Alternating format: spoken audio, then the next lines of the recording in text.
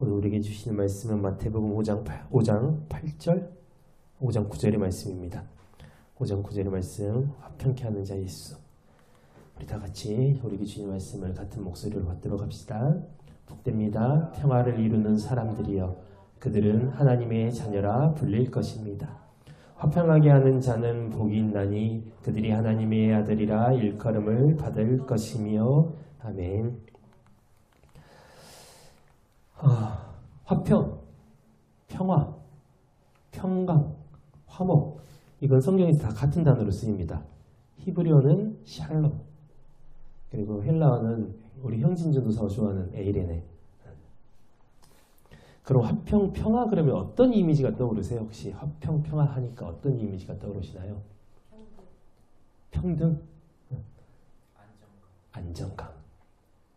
보통 우리가 평화 그러면은 싸우지 않는 것, 좋은 게 좋은 것, 그리고 분위기를 좋게 만드는 것, 보통 이렇게 생각을 하죠. 그래서 세상의 개념으로 보면 화평은 아마 영어로 말했을 때 피스메이커라는 단어가 좀 어울릴 것 같아요. 평화를 만드는 자기 때문에.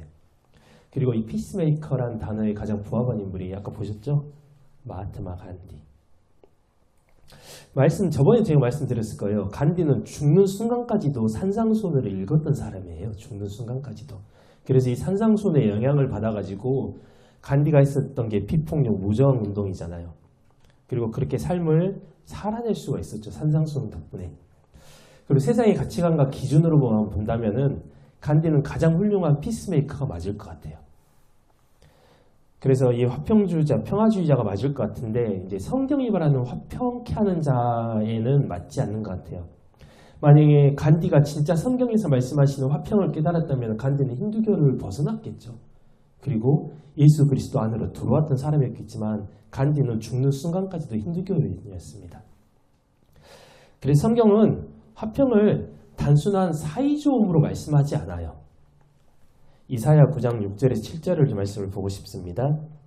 이는 저희가 이 말씀 되게 잘 알죠. 성탄절 때 되게 많이 보는 말씀이에요.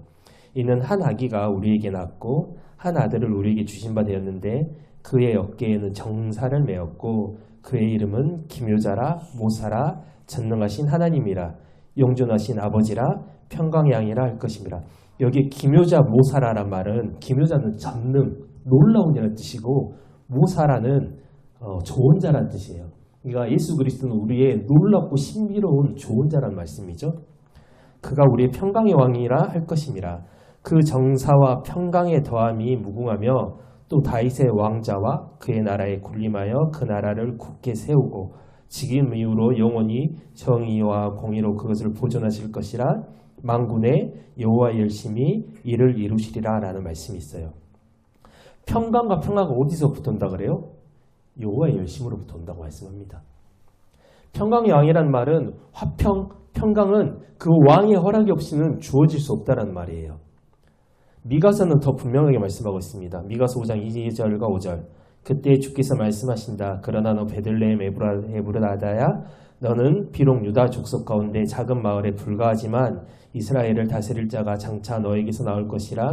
그의 기호는 아득한 날 아주 먼 태초에까지 거슬러 올라간다. 5절. 진실로 그는 우리의 평강이 될 것이다 라고 말씀하세요. 누가 우리의 평강이 되신다고요? 예수 그리스도가. 그래서 예수가 빠진 화평, 평강은 있을 수가 없어요. 그가 평강이시고 그가 평강의 왕이시기 때문에 이 평강의 왕의 허락이 없이는 어느 누구에게도 화평과 평강과 화목과 평화는 존재할 수가 없다고 말씀하시죠. 그 평강이신 그리고 평강의 왕이신 그분이 우리에게 오셔서 우리로 평강을 누리게 하시는 게 우리의 열심이 아니라 누구의 열심? 하나님의 열심, 여호와의 열심이 이를 이루신다고 말씀하시는 거예요. 그러니까 간디 같은 사람이 아무리 착한 일을 많이 하고 사람들의 평화에 기여를 했다고 해도 그건 성경이 말하는 화평이 아니라는 거죠. 오늘 본문에서 예수님이 화평케 하는 자라고 하신 말씀은 세상이 말하는 피스메이커의 그런 단순한 차원의 말씀이 아니라고요. 결론으로 말씀드리면은 이 세상의 평강을 주러 오신 하늘의 왕 예수 그리스도가 바로 화평하게 하시는 분이라는 말씀이죠. 그러면은 화평케 하시는 분이 예수 그리스도라고 말씀하시는데 그럼 예수님은 누구와 누구의 화평을 이루시는 분이실까요? 우리는 답을 다 알고 있어요.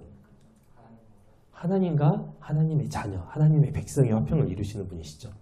예수님이 이 땅을 사시면서 사람들과의 화평에 힘을 쏟으셨던 분은 아니세요. 예수님은 하나님과 하나님의 백성 사이를 화평케 하러 이 땅에 오신 분이시기 때문에 예수님의 공생애는 온전히 그 목적을 이루시는 사역이었단 말씀이죠. 가장 먼저 회복되어져야 하는 것은 하나님과 나의 관계, 이 수직적인 화평이어야 됩니다. 하나님과의 수직적 화평이 이루어지면요, 사람들과의 수평적인 화평은 자연스럽게 이루어지는 거라고요. 왜? 우리의 마음을 그의 평강으로 주장하신 분이 하나님이시기 때문에 우리는 사람들과의 평강을 우리가 이루지 않아도 이룰 수밖에 없는 사람이라고요. 하나님께서 우리를 계속 주장하시기 때문에. 화평케 하는 자 에이레로 포이우스라는 헬라어는 성경에 딱 2번 나옵니다. 되게 많이 나오는 것 같죠? 아니요, 딱 2번 나와요. 오늘 본문과 골로새서에 2번 나옵니다. 물론 오늘의 본문은 형용사로 쓰였고 골로새서는 동사로 쓰이지만 공통점이 뭐냐? 이 단어는요, 2번 다 예수님께 붙어서 사용이 되는 단어예요. 어느 누군가에게 붙어 사용이 되지 않아요. 다 예수님께. 오늘 본문을 제가 살펴봤기 때문에 골로새서 1장 2절에 20절의 말씀을 살펴보고자 합니다. 그 아들을 통하여 만물과 기꺼이 화해하셨습니다. 곧 하늘에 있는 것이나 땅에 있는 것이나 온 세상의 모든 피조물들이 십자가 위에서 죽으신 그 아들 예수 그리스도의 피로 말미암아 하나님과 화해함으로써 참 평화를 이루게 된 것입니다. 여기 하나님과 화해함으로써 평화를 이루게 되었다라는 이 단어가 에이레노 포이에오라는 단어예요.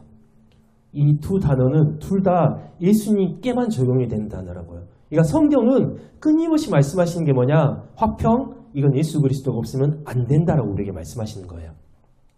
하나님이 우리가 자신과 화목하게 되는 것을 기뻐하시기 위해서 하나님이 우리가 하나님과 화목하게 되는 것을 하나님께서 기뻐하신대요. 그 기뻐하시기 위해서 어떻게 하셨냐? 십자가의 피로 화평케 하셨다고 합니다. 성경에서 말하는 화평은 예수 그리스도를 통한 하나님과 그의 자녀들의 관계를 말씀하시는 거예요. 이 세상의 평화를 말씀하시는 게 아니라. 그러니까 성경이 화평케 하는 것은 남들을 평화롭게 만들어주는 그런 단순한 차원의 이야기가 아니라 예수님이 십자가의 피로 화평케 하신 것처럼 그의 자녀들이 예수 그리스도의 길을 십자가를 지고 걷고 죽어짐으로 먼저는 하나님과 그 사이가 화평하게 되고 수직적인 화평을 이룬 그의 삶과 입을 통해서 입술을 통해 아니라 삶과 입을 통해서 전해지는 그 화평에 대한 메시지로 인해서 사람들과의 수평적인 화평이 이루어진다라는 거예요. 성경에서 말씀하시는 화평케 한다는 것은. 그런데 하나님과 나의 화평이 이루어지려면은 먼저 선행 조건이 뭐냐? 하나님을 대적하고 있던 나라는 존재가 반드시 죽어야 된다는 거예요. 왜? 우리는 원래 하나님을 거역하는 것에 익숙한 존재이기 때문에. 그래서 우리가 죽어져야 됩니다. 그래서 화평을 나의 죽어짐이 없이 그냥 국어사전이 말하는 사이좋음의 개념으로 이해해버리면은 성경이 간디에게 도덕책이 된 것처럼 우리에게도 똑같이 도덕책이 되어버려서 우리는 어떤 생각을 가지고 사냐? 오늘은 또 어디 가서 평화롭게 해볼까? 이런 생각을 하게 된다고요. 그래서 우리가 이 화평이라는 개념을 잘 잡을 필요가 있어요. 내가 중심이 되는 이런 고민을 하는 자들이 아니라 하나님이 중심이 되시는 그 화평을 이루는 자들이 돼야 된다는 거죠. 인간은 스스로 선악을 분별을 해서 내 스스로 주인으로 사는 존재로 지음받은 게 아니라 하나님을 절대적으로 100%, 1000%, 1000% 하나님을 절대적으로 의지하고 의존해야 되는 존재로 지음받았다는 사실을 우리는 인정해야 됩니다. 그런데 인간이 말씀을 무시하고 선악과를 먹음으로 선악을 판단하게 된 것을 성경은 뭐라고 말씀하시냐? 타락이라고 말씀하시는 거예요. 타락. 타락한 인간이 생명나무 열매를 먹지 못하도록 하나님께서 불검을 내리셔서 그곳을 지키시는 것을 평화라고 말씀하지 않아요. 그것은 하나님과의 불화라고 말씀하시는 거죠. 평화가 사라졌던 그곳에 하나님께서 당신의 아들을 십자가에 내어주심으로써 화평을 이루어주시는 사건. 그래서 바울은 갈라디아서 2장 20절의 말씀으로 이렇게 이 말씀 우리는 되게 많이 보는 것 같아요. 중요한 말씀이어서 그러거든요. 내가 그리스도와 함께 십자가에 못 박혔나니 그런즉 이제는 내가 사는 것이 아니요 오직 내 안에 그리스도께서 사시는 것이라. 이제 내가 육체 가운데 사는 것은 나를 사랑하사 나를 위하여 자기 자신을 버리신 하나님의 아들을 믿는 믿음 안에서 사는 것이라 라고 바울이 고백을 합니다. 예수 그리스도 안에서 나는 죽고 예수로 다시 살아난 존재로 나를 만들어 주셨습니다 라는 그 고백. 그래서 이제 나는 내가 아닙니다라는 그 고백을 하는 거예요. 그래서 복음의 핵심은 뭐냐? 엔 크리스토예요. 인 크라이스트. 예수 안에서가 복음의 핵심이에요. 예수와 함께보다 더 중요한 개념은요, 예수 안에서라는 개념이라고요. 그래서 저도 물론 송지현 교수님한테 배우긴 했지만 저도 그래서 예수님 이름 안에서 기도를 해요. 예수 안에서 기도하는 거예요. 예수와 같이 기도를 하는 게 아니라 예수 안에서 기도하는 거. 우리가 예수 안에서 예배드리고 예수 안에서 말씀을 나누고 예수 안에서 찬양을 하고, 이게 복음의 핵심이라고 저는 말씀드리고 싶어요. 예수 안에 있는 사람은 죽음으로 아버지께 순종하신 그 예수님께서 이루어놓으신 화평을 누리게 되고요. 그분이 주시는 화평으로 인해서 십자가를 기쁘게 지는 화평의 삶을 살게 되는 거예요. 그러니까 내가 지는 게 아니에요. 내가 지는 게. 예수 안에 있기 때문에 그분께서 주장하시는 화평으로 우리가 기쁘게 그분의 십자가, 우리의 십자가를 질 수 있게 되는 거지, 내가 이 십자가를 지겠다고 생각하면 이 십자가는 짐이 되어버립니다. 짐. 그래서 예수 그리스도께서 수고하고 무거운 짐진 자들은 나에게 다 오라 했을 때도 못 가는 그 짐이 되어버린다고요. 고린도후서 5장 17절의 말씀. 이 말씀도 송구영 신님의 단골 구절이죠. 그런즉 누구든지 그리스도 안에 있으면 새로운 피조물이라. 이전 것은 지나갔으니 보라 새 것이 되었도다. 모든 것이 하나님께로 났으며 그가 그리스도로 말미암아 우리를 자기와 화목하게 하시고 또 우리에게 화목하게 하는 직분을 주셨으니 곧 하나님께서 그리스도 안에 계시사 세상을 자기와 화목하게 하시며 그들의 죄를 그들에게 돌리지 아니하시고 화목하게 하는 말씀을 우리에게 부탁하셨느니라. 그러므로 우리가 그리스도를 대신하여 사신이 되어 하나님이 우리를 통하여 너희를 권면하시는 것 같이 그리스도를 대신하여 간청하노니 너희는 하나님과 화목하라라고 바울 사도가 우리에게 말씀합니다.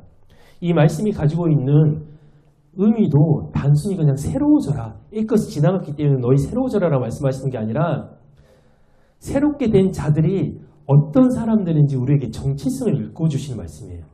우리에게 뭐라고 하시죠? 그리스도를 대신한 사신이라고 우리에게 말씀하신다고요. 근데 그리스도를 대신한 사신이 아무나 될 수 있을까요? 그리스도 안에 있는 사람이 그리스도를 대신한 사신이 될 수 있는 거죠.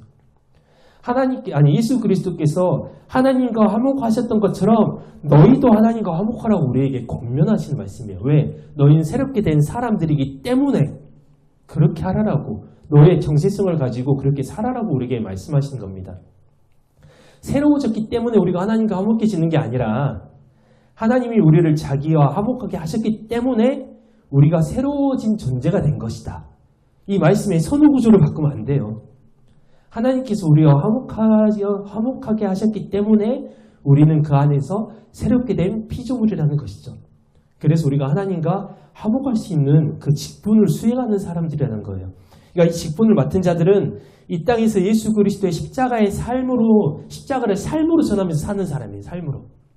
그건 내가 아니라 내가 예수 안에, 예수가 내 안에 계실 때만 가능하다라고 말씀한 겁니다. 하나님의 화목은 죄가 있는 사람들에게는 절대로 나타날 수 없는 그런 특징입니다. 여기에 보니까 또 직분이라고 되어 있죠. 직분. 또 직분이라고 하니까 그래, 우리가 감당해야지 라는 그런 1차원적인 생각을 하지 말고 너희는 평화를 만드는 사람이 아니라 예수 그리스도의 보혈만을 의지하고 믿고 전하는 사람이라는 사실을 기억하라는 거예요. 그러니까 너희는 평화를 만드는 존재가 아니라 평화를 전하는 존재다라고 말씀하시는 거죠. 이게 바울이 마지막에 강조하는 하나님과 화목하게 되는 것이에요. 그럼 우리는 무엇을 강조하며 무엇을 전해야 될까? 이사야 52장 7절의 말씀이죠. 좋은 소식을 전하며 평화를 공포하며 복된 좋은 소식을 가져오며 구원을 공포하며 시온을 향하여 이르기를 너의 하나님이 통치하신다 하는 자의 산을 넘는 발이 어찌 그리 아름다운가. 저희 이 찬양 아시죠? 복음 들고 산을 넘는 자들의 발길. 그러면서 뭐라고 선포해요? 주 다스리시네 주 다스리시네. 그래서 이 찬양의 가장 중요한 건 뭐냐? 주가 다스리신다. 오늘 여기서 말씀하시는 좋은 소식, 평화, 복된 좋은 소식, 구원이 가리키는 게 뭐냐면은 너희 하나님 여호와께서 통치하신다는 말씀이라고요. 이게 복음이에요. 이게 복음.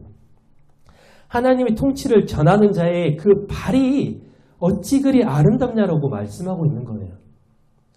하나님의 통치, 하나님의 뜻대로 우리를 끌고 가시는 게 복음. 이게 복음이고 이 복음이 타락했던 우리를 꽉 붙으셔서 사망으로 떨어지지 않게 하시는 거예요. 이 복음이. 성경에서 하나님 나라 왕국으로 번역된 바실레이아, 천국.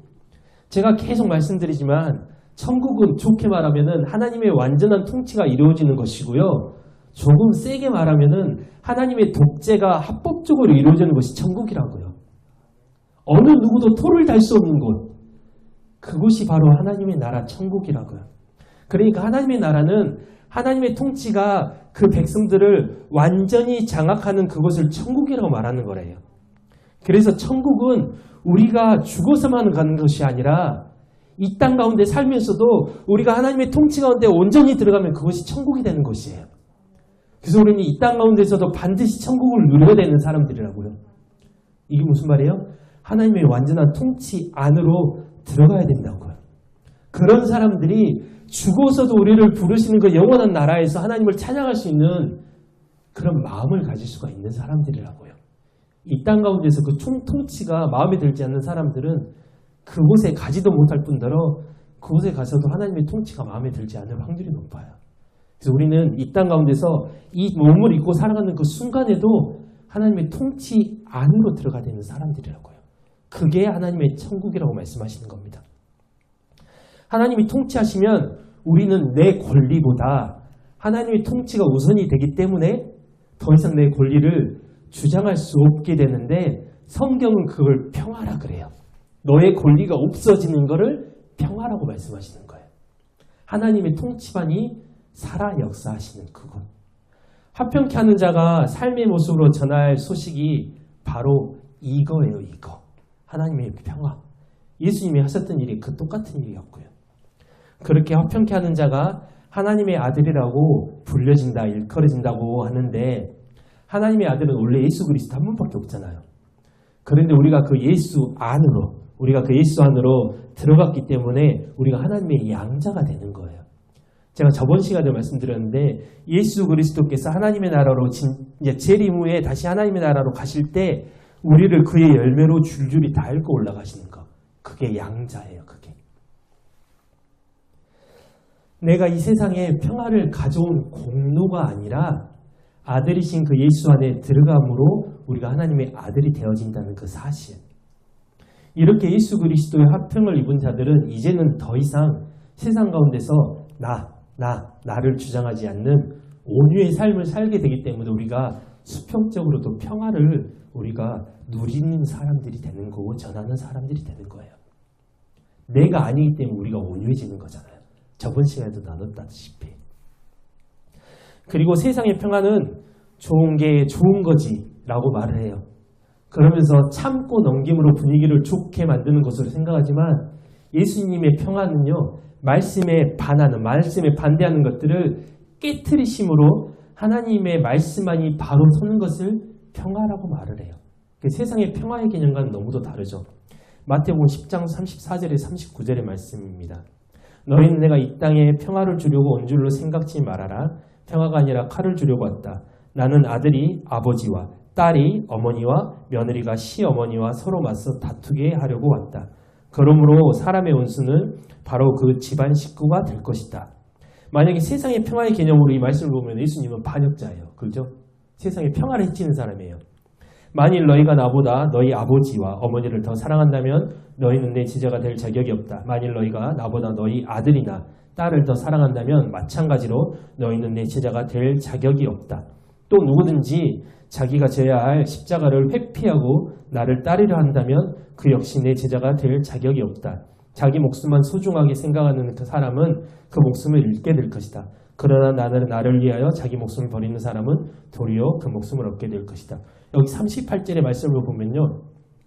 십자가가 없어도 예수 그리스도를 따를 수 있는 사람이 있다고 말을 해요. 그런데 문제는 예수께서 그걸 인정하지 않으신다는 거죠. 그러니까 세상에는 십자가와 복음이 없어도 충분히 기독교인이 될 수 있다라고 말씀하시는 거예요. 하지만 마지막 날에 예수 그리스도께서 뭐라고 하시냐? 내가 너를 도무지 알지 못한다라고 말씀하신다고요. 그리고 예수 그리스도의 복음이 없어도 교회는 성장할 수 있다라고 말씀하시는 거예요. 하지만 마지막 때에 예수 그리스도께서 뭐라고 하신다고요? 내가 너희를 도무지 알지 못한다. 우리가 가장 중요한 것은 뭐냐? 우리가 주님 앞에 섰을 때 잘하였도다 충성된 종아라는 말을 듣는 게 가장 중요하더라고요. 이 말이 아니면 어떤 말을 듣냐? 내가 너를 도무지 알지 못한다는 말을 듣는 거야. 왜 오늘 말씀에서 예수님께서는 가족, 평화, 목숨 이야기를 같이 묶어서 하고 계실까? 우리가 하나님의 뜻에 순종하며 사는데 걸림돌이 되는 게 가족이 될 수 있고 우리의 목숨에 대한 집착이 될 수 있기 때문이죠. 영상을 하나 봤으면 좋겠어요. 유명했던 드라마죠. 우리들의 블루스. 저도 그저께 봤어요, 이거를. 근데 거기에 하나 나오더라고요. 아빠, 나 서울 갈래. 그런 말을 듣고 전화가 끊어. 아빠, 나 진짜 골프에도 안 행복해. 그만할래. 야, 없는 말 지어내지 마. 응? 너 돈 때문에 그딴 말 하는 거 알아. 네 인생에 골프밖에 없는 거. 그건 네 아빠가 더 잘 알아. 보람이가 안 행복하대잖아. 왜 그 말을 안 믿어, 넌? 야, 네가 아니, 당신이 자꾸만 내 앞에서 돈 하면서 징징대니까 애가 그딴 소리를 하는 거 아니야. 나 서울 갈래, 아빠. 나 이제 진짜 골프에도 안 행복해. 야, 나는 행복해. 어? 아니, 왜 안 행복해? 야, 임마! 씨. 야! 야, 아빠가 너 하나 행복하게 만들려고, 지금까지 얼마나 애를 썼는데 네가 안 행복하면 이 아빠는 어떻게 해야 이 새끼야?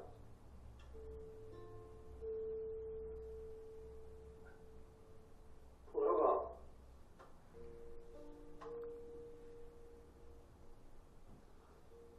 보라마 그거 입수 와서 그런 거야. 입수가. 근데 입수는 그 결국엔 다 지나가. 응? 참아.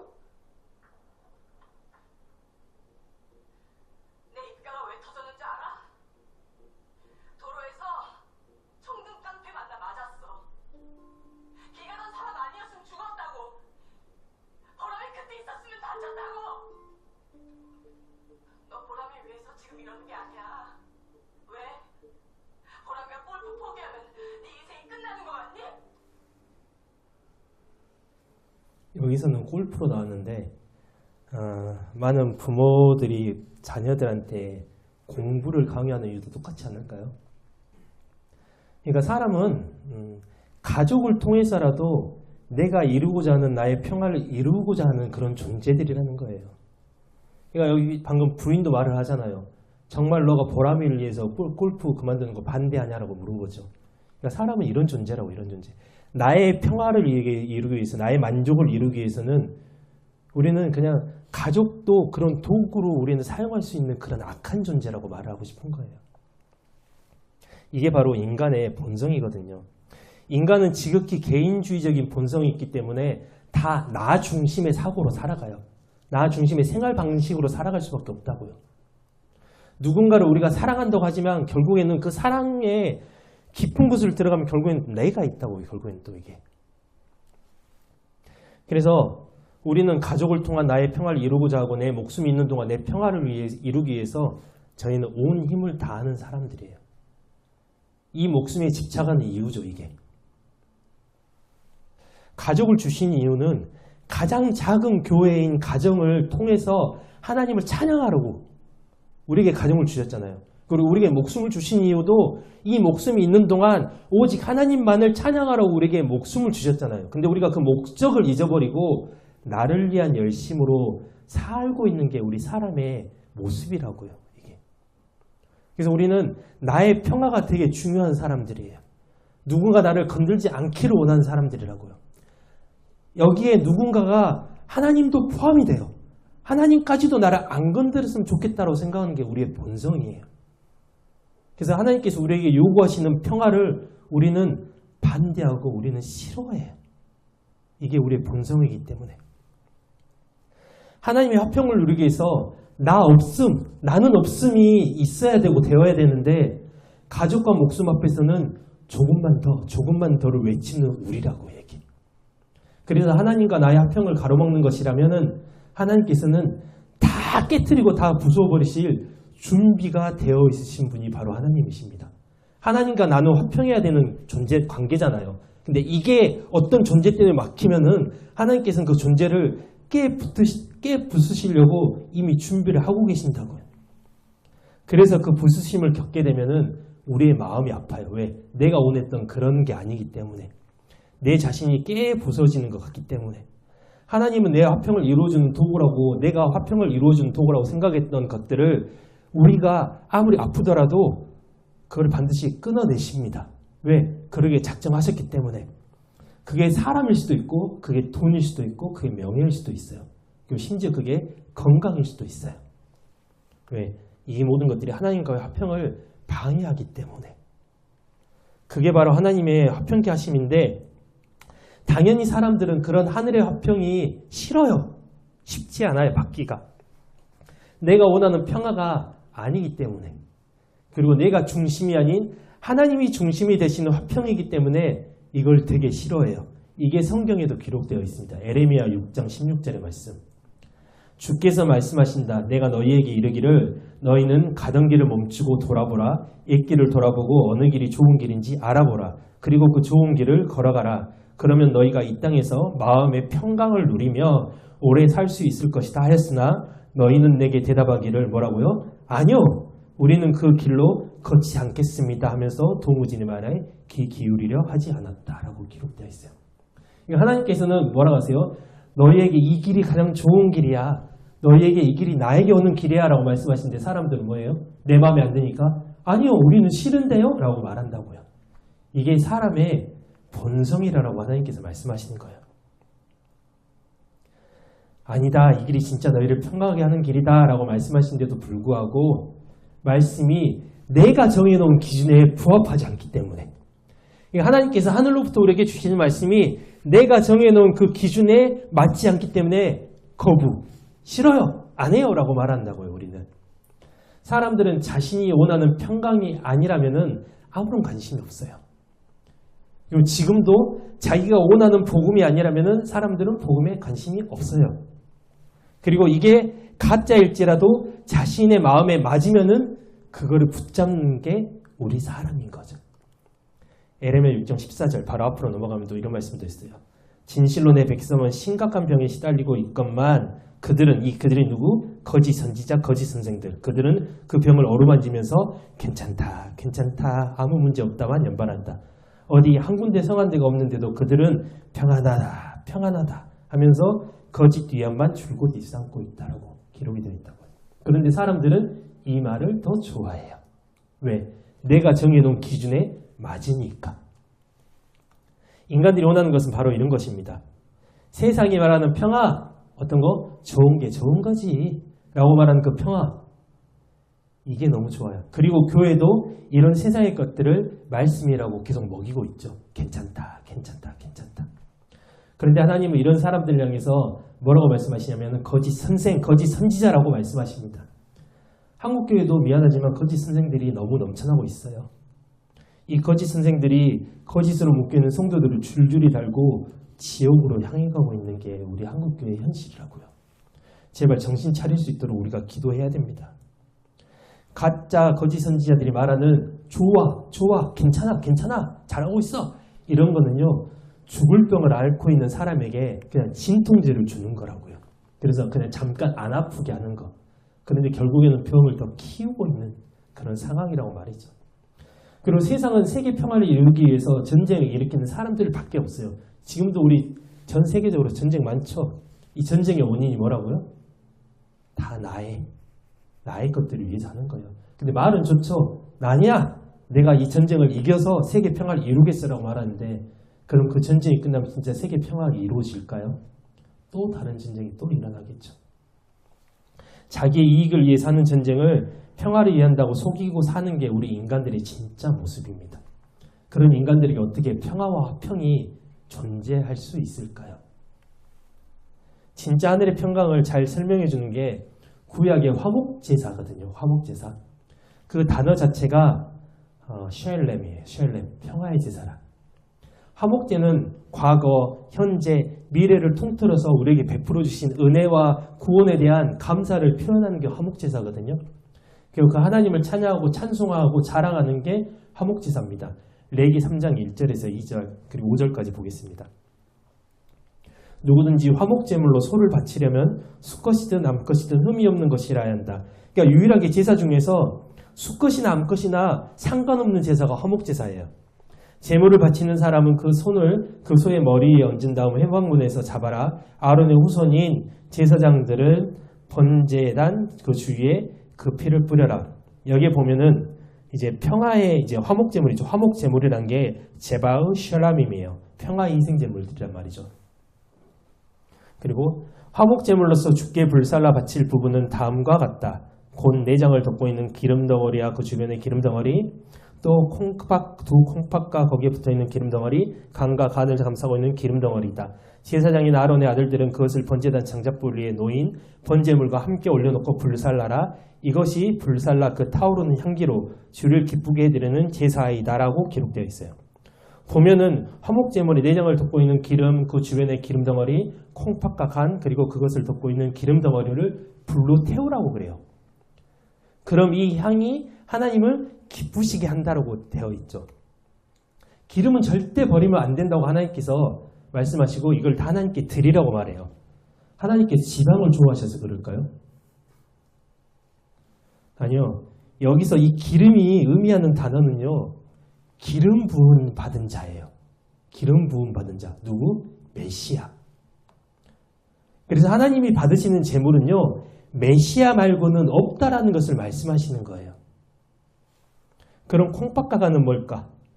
이 장기들이 하는 역할은 우리의 몸을 해독하고 정화하는 역할을 해요.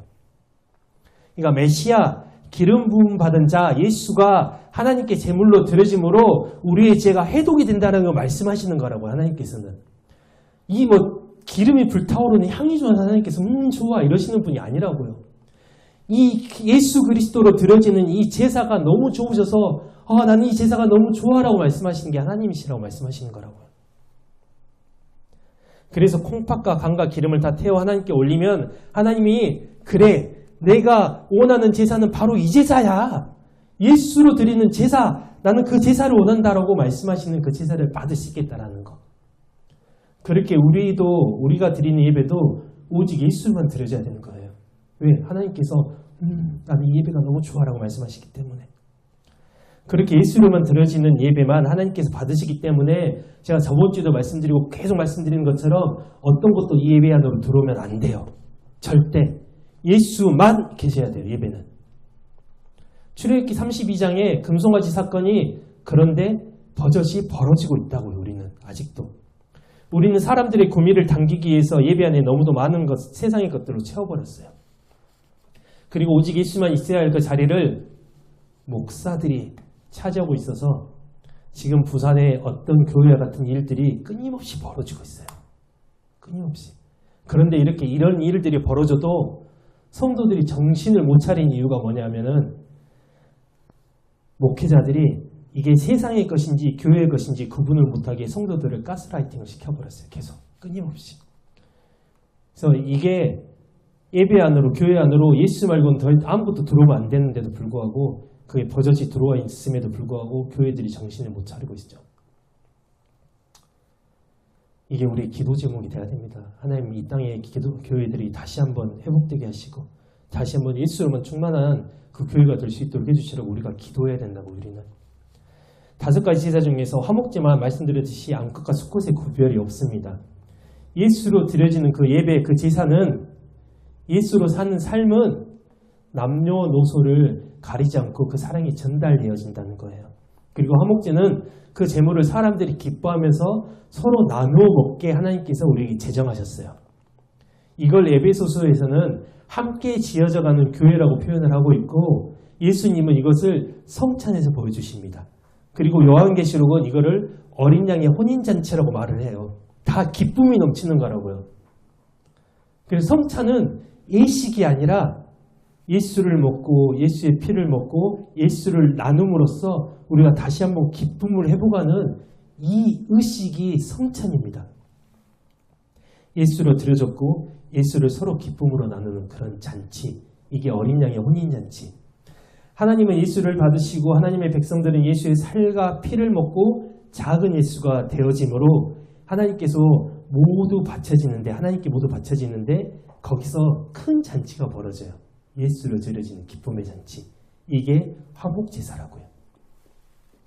예수로 드려지는 화목제사는 즐거움이 넘치고 기쁨이 넘치는 잔치 같은 예배가 됩니다. 훌륭한 세션들이 참여하는 현란한 선율이 없어도 예수님 한 분 때문에 기쁨이 넘치는 그런 예배가 된다고요. 모세도 이 예배를 이스라엘 백성들에게 부탁하고 하나님께로 돌아갑니다. 신명기 27장 1절에서 7절의 말씀은 찾았으면 좋겠어요. 제가 말씀 안 찾았어요. 신명기 27장 1절에서 7절의 말씀입니다.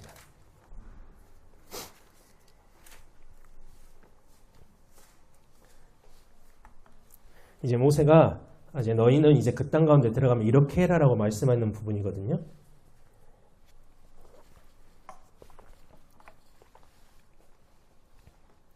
모세는 이스라엘 장로들과 함께 백성들 앞에 서서 말했다. 내가 오늘날 여러분에게 명령한 모든 계명을 지키십시오. 여러분이 요단강을 건너서 주께서 주시는 땅으로 들어가게 되면 여러분은 큰 돌을 세우고 하얗게 회를 바르도록 하십시오. 여러분 조상들의 하나님 주께서 여러분에게 주시겠다고 약속하신 대로 여러분이 요단강을 건너서 젖과 꿀이 흐르는 땅으로 들어가게 되거든 이 율법의 말씀들을 모두 돌들 위에 새겨 들어가십시오. 여러분은 요단강을 건너자마자 에발산에 큰 돌들을 세우고 하얗게 회를 발라서 내가 오늘날 여러분에게 명령한 대로 하십시오. 여러분 또 에발산에 하나님께 바치는 돌 제단을 만들 때 새로 된 연장을 사용해서는 안 됩니다. 자연석들만으로 주의 제단을 쌓고 그 위에서 번제의 물을 불에 태워 주께 바치십시오. 또 거기에서 주께 화목제물을 드리고 난 뒤에 여러분의 하나님 앞에서 다 함께 즐거워하며 먹도록 하십시오라고 권면의 말씀을 해요. 이스라엘 백성들이 이제 가나안 땅에 들어갔을 때는 두 산에 서잖아요. 하나는 그리심산, 하나는 에발산. 축복의 산은 어디? 축복을 선포하는 산은 그리심산. 저주를 선포하는 산은 에발산. 근데 오늘 본문에서 모세가 이스라엘 백성들에게 뭐라게 어느 산에서 화목제사를 드리라고요? 에발산. 저주의 산 에발산에서 화목제사를 드리라고 말합니다. 왜 하필 에발산일까요? 에발산은 저주의 산이라고. 저주의 산. 축복을 선포한 그리심산에서 드려야 되지 않을까? 제사는 원래대로라면. 그런데 저주의 에발산에서, 그리고 제단을 철기를 대지 않은 다듬지 않은 돌로 만들어서 쌓으라고 해요. 이제 이렇게 말하는 의미는 뭐냐면 인간의 열심과 노력이 가미되지 않는 제단을 쌓으라는 뜻이에요. 이스라엘의 구원은 이스라엘 자리에서 성취된 게 아니라 그들은 사망으로 들어가야 될 자들임에도 불구하고 인간의 어떤 노력과 열심으로가 아닌 어린 양 예수 그리스도, 어린 양 예수 그리스도가 화목 제물로 저주의 산인 에발산 그 단에서 드려지심으로 인해서 우리가 살았기 때문에 기뻐하면서 화목 제사를 드리고 기뻐 뛰놀라라고 말씀하시는 거라고요. 그게 하나님의 화평케 하심이라는 말씀이죠. 율법은 우리가 죄인임을 드러낸다라고 제가 말씀드렸잖아요. 그 율법이 우리를 하나님께 기소하잖아요. 이 사람은 죄인입니다라고 기소하면은 어느 누구도 빠져나갈 수가 없어요. 왜? 죄의 싹은 사망이기 때문에 이 사망 말고는 벗어날 수 있는 길이 없다고요. 그래서 우리가 죄로 죽기 전에 하나님께서는 예수와 함께 우리를 십자가에서 죽이시고 예수를 머리로 하는 교회로 우리를 다시 태어나게 하셨어요. 우리는 예수와 함께 십자가에서 죽은 사람들이에요. 근데 죽음에서 끝난 게 아니라 다시 예수라는 그 이름을 머리로 하는 교회로 다시 태어나게 하셨다고요. 그래서 율법이 우리를 기소할 수 없도록 만들어 주신 거예요. 그러니까 우리를 죽이신 이유는 뭐냐? 우리가 율법이 우리를 죄로 규정했을 때 우리가 그 죄로 죽지 않게 하기 위해서 우리를 십자가에 먼저 죽이신 하나님. 이게 하나님의 화평하심, 하나님의 사랑이라고요. 우리를 화평케 하시는 분은 오직 예수 그리스도밖에 없다라고 말씀하십니다. 화목제를 통해서 기쁨을 누릴 수 있는 이유는 평화의 제물, 화평의 제물이 되어주신 예수 그리스도 때문인데 우리는 예수가 없는 내 기쁨만 넘치는 예배를 드리면서 나를 이로하고 살아요. 그러니까 우리의 예배 가운데 예수가 없는 예배가 너무도 많다라고 저는 말씀을 드리고 싶다고요. 내가 있는 예배예요. 내가. 나의 평화, 나의 화평, 나의 은혜, 나의 사랑 이런 것만 넘친 예배를 우리는 추구하는 사람들이죠. 그래서 내가 행복하지 않은 교회는 재미없다라고 말하는 사람들도 되게 많아요. 교회에 와서 위로를 받으려는 사람들이 되게 많아요. 신앙생활을 그렇게 해요. 그리고 목사를 향해서도 말씀으로 나를 위로해 주세요. 말씀으로 나를 기쁘게 해주세요. 말씀으로 나를 감격시켜 주세요라고 요구하는 사람들도 많아요. 예배도 뛰어난 사람들을 훈련시키든 돈을 투자해서라도 좋은 팀을 섭외해서든지 간에 내가 은혜 받을 수 있도록 화려하고 멋지게 하는 교회로 사람들이 몰려가는 게 지금 대한민국 교회의 현실이죠. 그래서 뭔가 프로그램이 없으면은 안 가요. 왜? 우리는 프로그램을 통해서 뭔가를 성취하고 싶고 뭔가 위로받고 싶고 내가 뭔가 인정받고 싶은 게 우리거든요. 그래서 복음이 선포되는 교회를 사람들이 가지 않아요. 왜? 복음은 우리를 찌르시는 말씀이시기 때문에. 왜? 그 찌름으로 우리가 다시 하나님께로 돌아오기를 원하시는 게 복음인데 그 찌름의 복음을 사람들이 좋아하지 않아요. 그 찌름을 통해서는 위로가 되지 않기 때문에. 자기들의 우상을 만들어 놓고 거기서 예배라는 이름으로 자기들만 기뻐서 뛰어노는데 하나님께서는 뭐라고 하시냐? 나 너희들의 살진 제물의 화목제 안 받아? 라고 말씀하세요. 아모스서 5장 22에 23절. 너희가 번제물과 곡식제물을 거저와 내게 바칠지라도 내가 그것들을 받지 않겠다. 너희가 살진 짐승을 잡아 화목제물로 내게 가져오더라도 나는 그것을 거들떠보지도 않겠다. 너희가 내 앞에서 부르는 찬양의 노랫소리도 집어치워라. 또 너희가 내 앞에서 하프를 연주한다고 해도 나는 그 소리를 듣지 않겠다라고 말씀하신다고요. 그러니까 우리가 예배에 집중해야 되는 것은 뭐냐? 이 예배가 진짜 하나님께서 받으신 예배에 인가만 집중을 해야 된다고요. 우리는. 내가 예배를 통해서 은혜를 받는가가 아니에요. 예배에 우리가 처음도 찬양의 고백을 했죠. 그리고 기도도 어떻게 기도했어요? 주님만이 왕이십니다라는 우리가 기도의 고백을 했다고요. 예배의 왕은 주님만 되셔야 된다고요. 예배를 통해서 내가 은혜를 받으려는 그 생각을 내려놔야 된다고요. 우리가 예배의 목적은 뭐냐? 하나님만 왕으로 하나님께서 예배를 받으시는지 안 받으시는지가 가장 중요한 우리의 목적이 되어야 된다고요. 나는 아니에요. 나는. 예배는 하나님만이에요. 하나님만.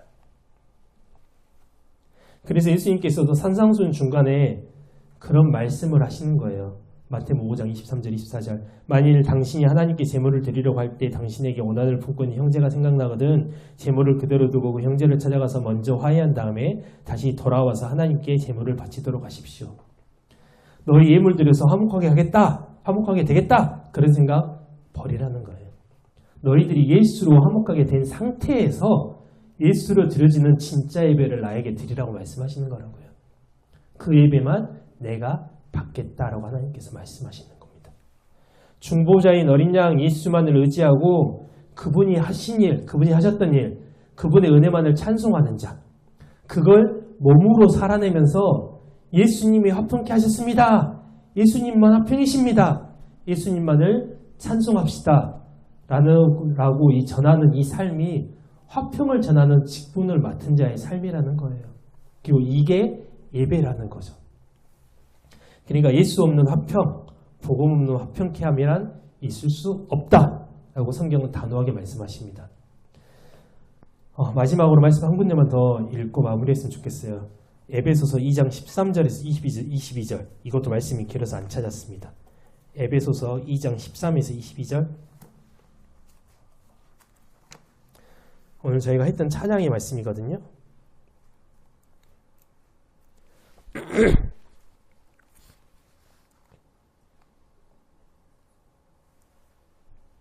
(2장 13절에서 22절) 그처럼 그때의 하나님에게서 그렇게도 멀리 떨어져 있었던 여러분이 이제는 그리스도 예수 안에서 그리스도의 십자가 피로 하나님과 가까워졌습니다.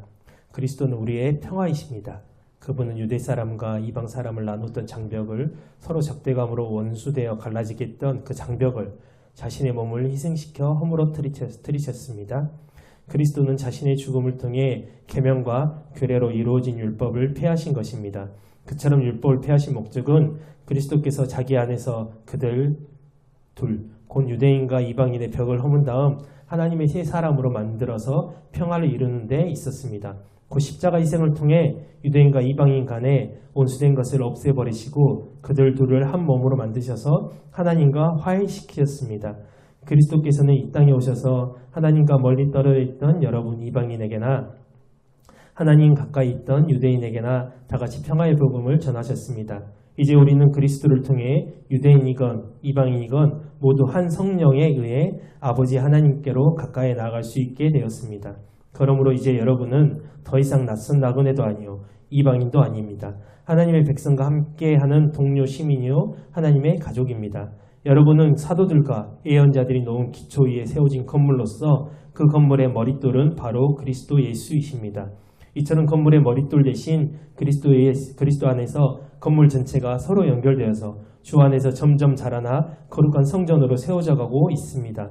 여러분도 성령에 의해 하나님께서 거하실 거룩한 처소가 되기 위해 그리스도 안에서 함께 세워져 가고 있습니다. 라고 바울 사도가 말을 합니다. 예수님이 우리의 화평이시고 그 화평이 둘을 하나로 만드셔서 화목케 하시고 너희는 이방인이 아니요 손님도 아니라 이제는 너희는 하늘의 시민이다. 너희는 모퉁이 돌 대신 예수로 하나 되는 교회로 우리를 만들어 가시겠다라고 말씀하고 있다고요. 너나 나나 자격이 있어서 성도된 적 없습니다. 우리는. 하나님의 화목제물이신 예수의 공로만을 찬양하고 자랑하는 이게 바로 성도 간의 그 화평이에요. 이게 성도 간의 교제라고 이게. 그런 교회를 그걸 화평이라고 성경은 말씀하고 있고요. 이제 정리하고자 합니다. 이렇게 화평케 하신 예수의 십자가 복음, 은혜의 복음을 올바로 깨닫고 그 복음으로 살아내며 입으로 전달하는 자들이 화평케 하는 자들이라고 말씀하고 있어요. 그리고 이거는 예수 그리스도가 없이는 불가능하다고 말씀하십니다. 그리고 그들은 십자가가 실제화가 되니까 자기 부인을 할 수 있게 되었고 그래서 나는 예수밖에 없습니다. 나는 아무것도 아닙니다. 라는 고백이 터져나와서 그가 하나님의 아들에 속하는 자가 되는 것이라고 말씀하고 있는 거예요. 그러니까 내가 화평을 이루어서 내가 하나님의 아들이 되는 게 아니라 내가 예수 안에 화평을 이루어 주신 예수 안에 들어가니까 내가 하나님의 아들이 된다라고 말씀하시는 거라고요. 이제 다음 주면 이제 이 8가지 예수님의 선포가 이제 마지막에 끝났는데 예수님은 마지막까지도 일관되게 어떤 말씀하시냐? 너희 아니야. 너희 안 돼를 말씀하세요. 끝까지. 그리고 마태복음 5장에서 7장에 있는 산상순도 끊임없이 뭐라고 말씀하시냐? 너희 이렇게 못해라고 말씀하시는 거예요. 그래서 우리가 이루어가는 게 아니라 우리가 엔 크리스토 했을 때 예수께서 이루어 가셨던 것들을 우리가 누리는 삶을 살게 된다라고 우리에게 말씀하시는 거라고요. 그래서 우리가 간디가 산상수훈을 그래 나도 이렇게 해야지라고 읽었던 것처럼 제발 그렇게 안 읽고요. 우리는 그래 예수밖에 없구나. 예수 안에 있는 게 정답이구나를 깨닫는 이 산상수훈의 말씀들이 되었으면 좋겠다라고 저는 여러분들이 권면하고 싶습니다. 기도하시겠습니다.